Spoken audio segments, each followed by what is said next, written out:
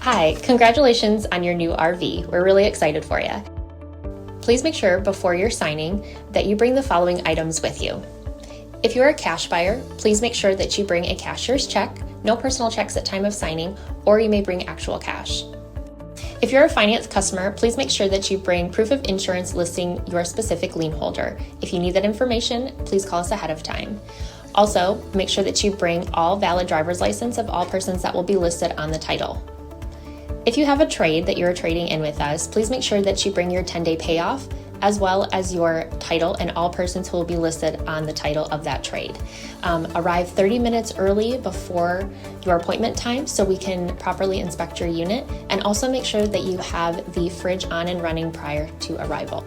If you have any questions, please feel free to give us a call at 810-686-0710. Thanks so much. Have a great day.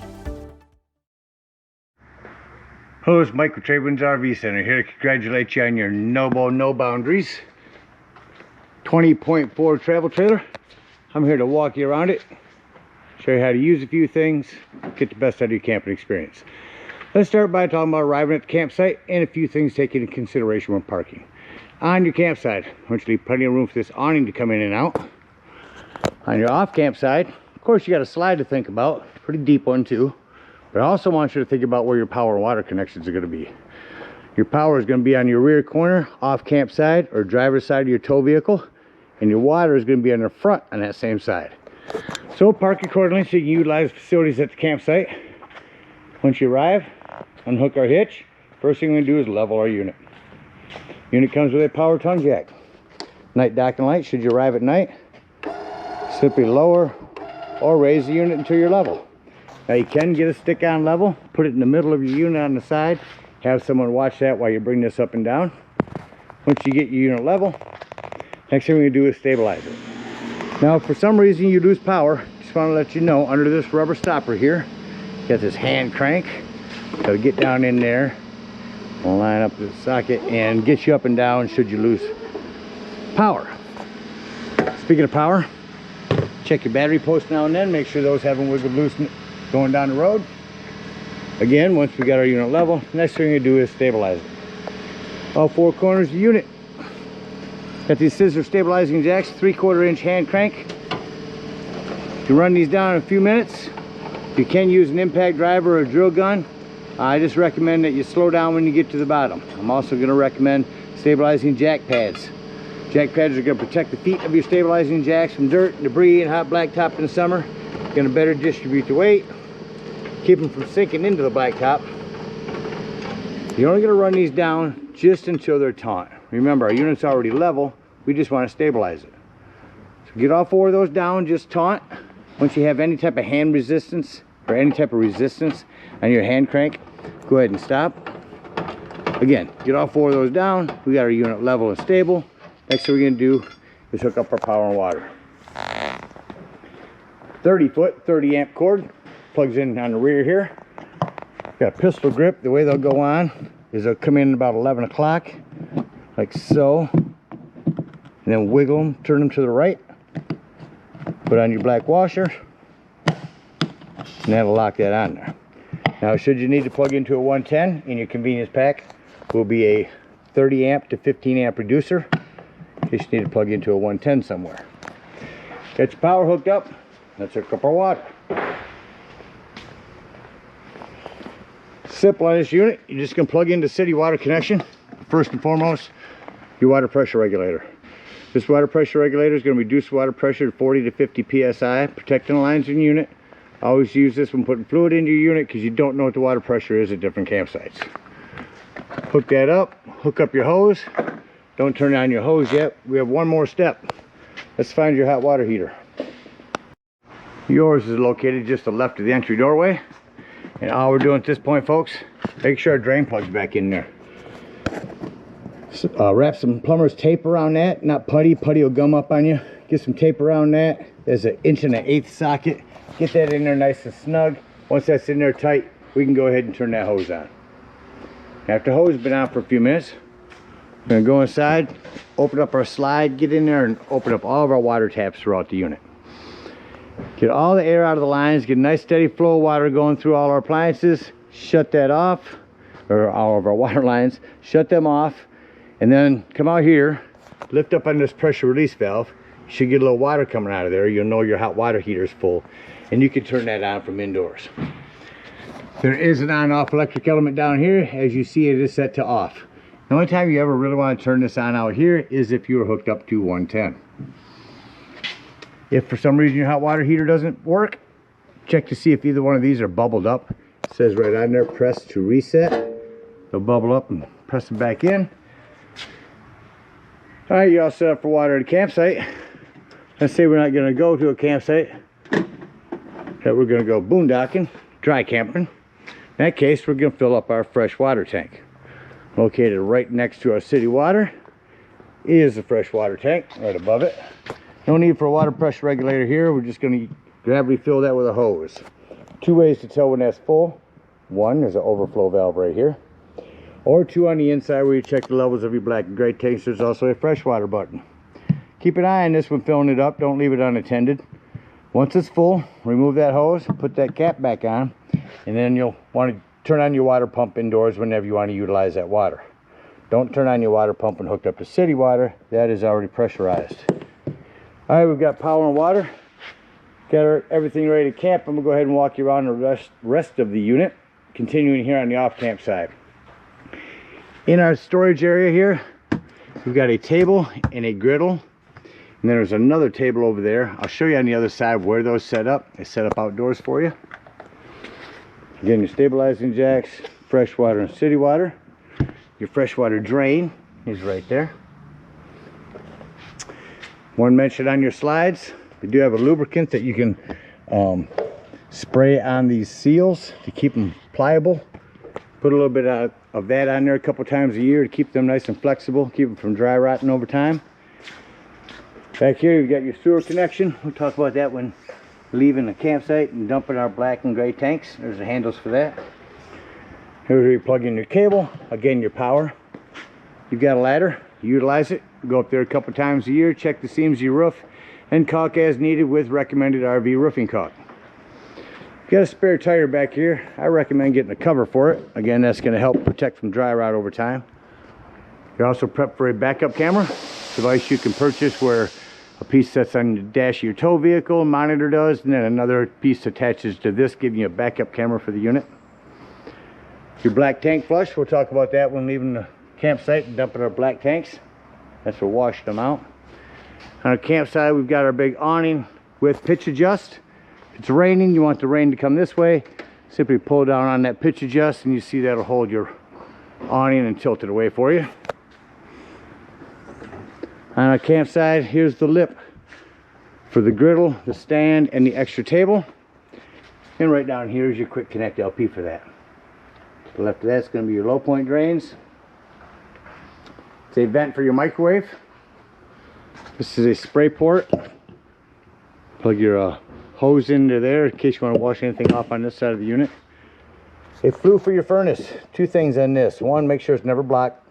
Two, if you are running your furnace, steer clear of that. Those do get hot. Again, your hot water heater. Got a couple of 110s out here. Big LED porch light. The other side of our pass-through storage with the quick connect for the griddle. The spray port hose I mentioned.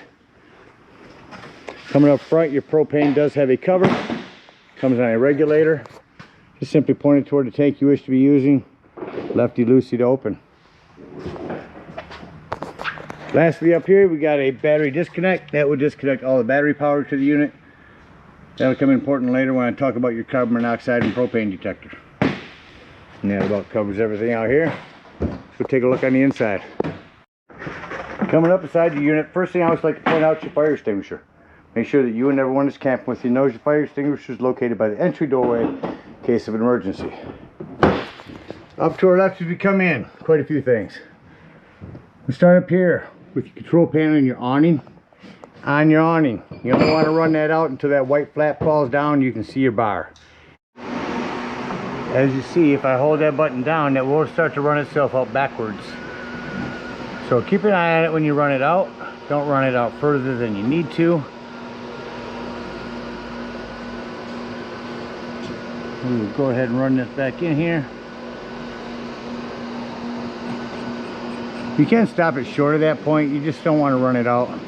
Beyond that point, keep an eye on it. Again, don't run it out further than you need to.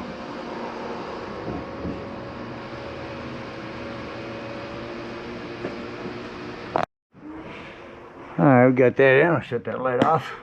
Also, is your slide control, your porch light, interior lights, charging port. This is your solar controller panel. The whole purpose of this is to keep your solar panels from overcharging your battery. Your 13.7. All this has to do is say set it wet. I'm gonna send you a video specifically from GP Electric on this controller. A few more things to explain on it, but nothing to worry about. That's the whole purpose. It keeps your panels from overcharging your batteries. Over here, here's where you check your battery, black and gray tanks, your water. This is where you turn on your water heater hook, and then over here is where you turn on your water pump. Down here is your heating holding system. You've got 12-volt pads on your tank. If you think you're in inclement weather and they might freeze, turn these pads on. That'll keep those tanks from freezing. Come up beside the unit. Show you up here, you do have a Bluetooth speaker that comes with this unit. Down below there, light and fan over your cooktop. This glass top makes an excellent backsplash. Flip that up. You got a panel light here. Turn this to light, hit your flame. Same thing on all three.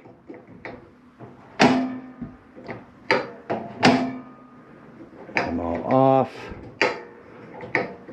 Down below there, no oven, but microwave. Convection microwave and grill. The right under cold fridge. Turn that on up top. 5 is our coldest. So whatever is white here is what we're controlling. For example, right now we're controlling the freezer. We touch this, that's the fridge. Keep the freezer at 5, fridge at 4 or even 3.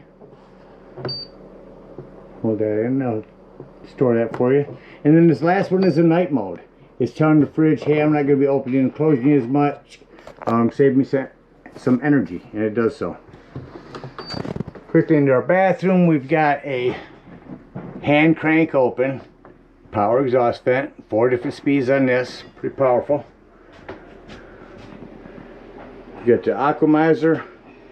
AquaView shower miser, excuse me. Little plumbing to maintain. Keep an eye on that. There's an access panel for that. Mostly PEX in these now. Inside here you do have a lock box.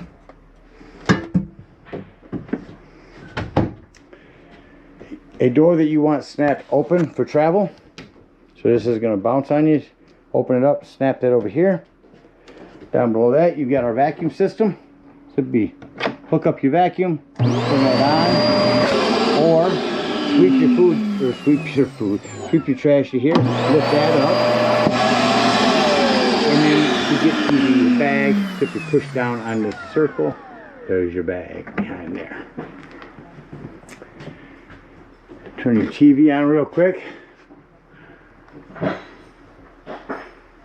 I'll show you on that. When you arrive at campsites and run your digital channel scans, make sure it says green lights on. That's your antenna and digital channels. There's our TV. Below the TV is your thermostat. I will quickly turn our air on. You hear that crank one time. Have quick dumps on the end of these. A little secret, when you get at campsites, if it's super hot in here, when you first crank this air up, open both these quick dumps, and it's gonna circulate cold air, making it all colder, so that when you do close these, even colder air will come through here. Come back to your thermostat, shut that back off, and turn on heat. First, let's get that shut off. It'll take a second. Now, quickly go through to heat and let you hear the furnace kick on. Heat register there. You'll notice I'm going to shut the heat off now, but it takes a few minutes for the fan to shut off, to cycle through and shut off for the heat, compared to the AC as quickly.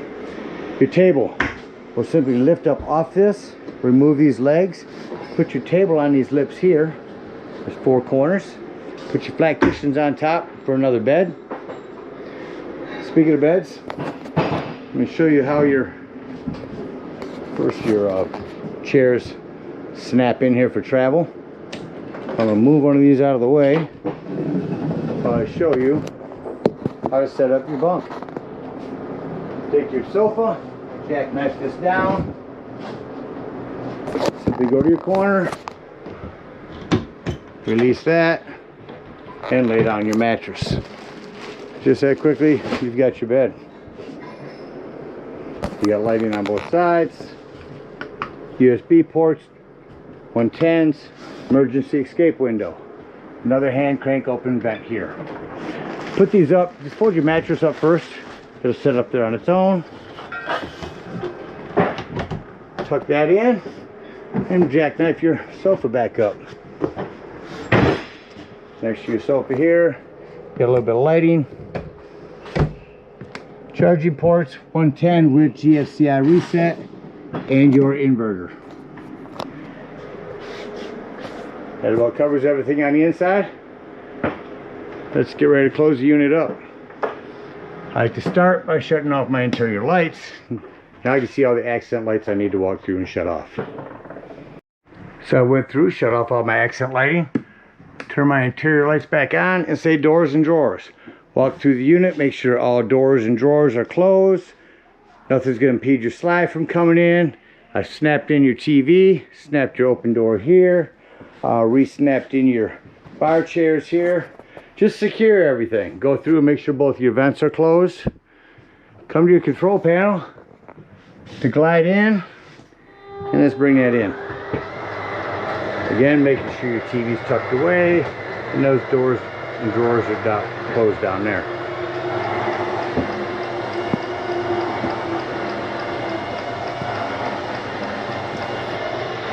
Smoke alarm up here above your window.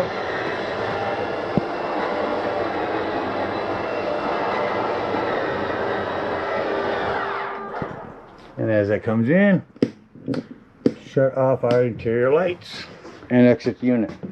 Now, the biggest thing on these steps is to make sure your door's all the way open. Otherwise, this piece here will catch on it. Lift this up. They are adjustable. You can press down on this piece here and move the leg where you want it. Set this up inside. Lock that in there. Before you leave the dump station, in case you want to go inside and check the levels of your tanks while you're dumping, lock and deadbolt your door, lift and turn this handle. Alright, if we're out boondocking, we can bring up our stabilizing jacks. Come around here and dump our fresh water.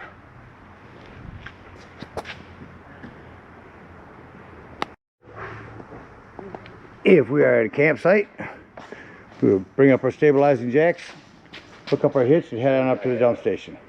At the dump station, park accordingly. Your dump's going to be right behind your tires on your off-camp side. You got a 10-foot hose, comes with your convenience pack.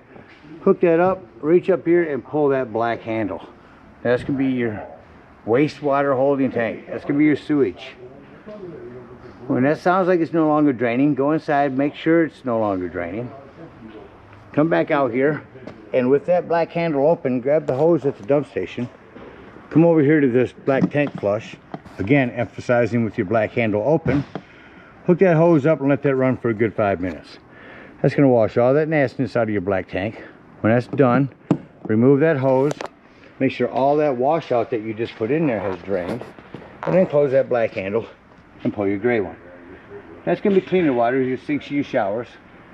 Normally while my gray tanks are draining, I'll come around here and open up my low point drains. Get them opened up, get them drained good. If we're done camping for the season, Or if you just want to dump your hot water heater, don't want to leave water in here too long, get stagnant and smell like rotten eggs.